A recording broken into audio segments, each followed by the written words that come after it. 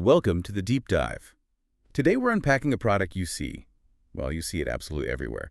It's one of those deals that seems almost impossible. It really does. We're talking about the RCA 32-inch HD Smart Google TV.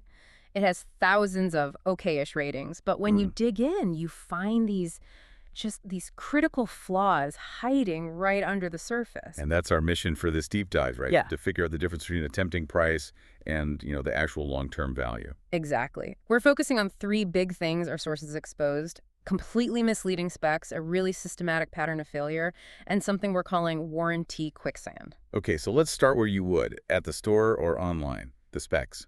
The box screams full HD.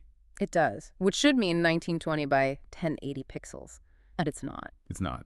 No. If you hunt for the fine print, you find the real number, 1366 by 768. Which is not full HD. Not even close. It's 768p. And for you, the person buying it, that quiet little change means the screen has 44% fewer pixels than advertised. It's a totally different class of product. 44%? Yeah. Wow, so you're already starting with the deception. Yeah. But I guess if they cut corners on the screen, they're cutting them everywhere. That's usually how it goes.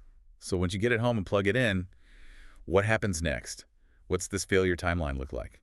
This part is fascinating because it's so consistent. The sources show this cascade of problems starting somewhere between month 6 and month 14. Right after the store return policy expires. Of course.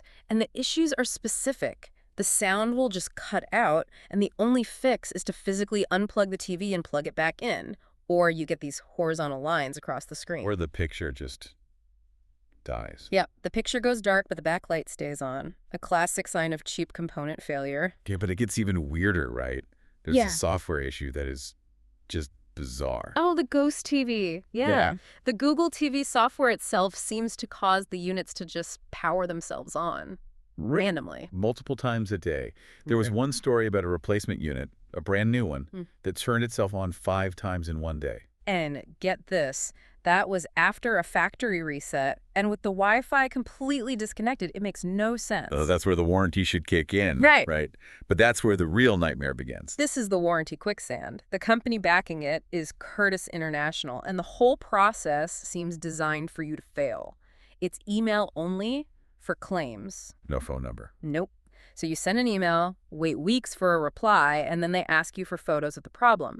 And customers report being told over and over again that their photos are too blurry. It's a stall tactic. It absolutely is. Many claims just get denied after months of this back and forth. And what about the lucky few who actually get a claim approved? Well, lucky is a strong word. We saw reports of people waiting 3 months for a replacement unit. And this is the real kicker.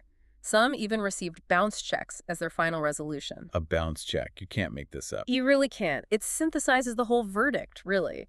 This product is peak deceptive engineering meeting, like intentional warranty failure. So it costs you more in time and stress to fight it than to just eat the cost and buy a new TV. Precisely. And the sources point out you can get a TCL or a Hisense in a similar price range that, actually has a 1080p screen and a warranty that works. So what's the big takeaway here for you, the savvy shopper? When a price seems way too good to be true. It is. You have to question more than the specs on the box. You have to think about the cost of that thing failing in 8 months. What's that logistical and financial headache going to be? Which leads us to a pretty big final thought, doesn't it? It does. How much of the entire budget electronics market is built on this model? On products designed to fail just outside the return window? Because the companies know their warranty process is so awful that most people will just give up and throw it away. That's the real price of the deal.